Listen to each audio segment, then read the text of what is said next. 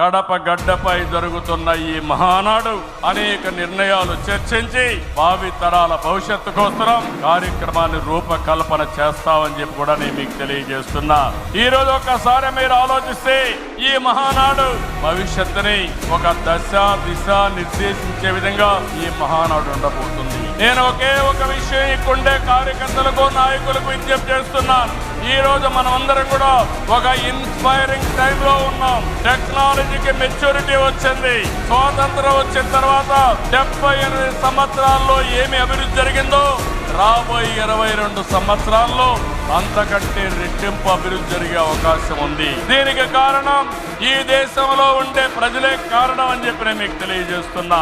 ఆ దిశగా ఈ మహానాడు ఒక చరిత్రలో మిగిలిపోతుంది. 2025 కడప మహానాడు ఒక చరిత్ర తిరగ రాయడానికి దోహదం చేస్తుందని మరొక్కసారి విజ్ఞప్తి చేస్తున్నాను.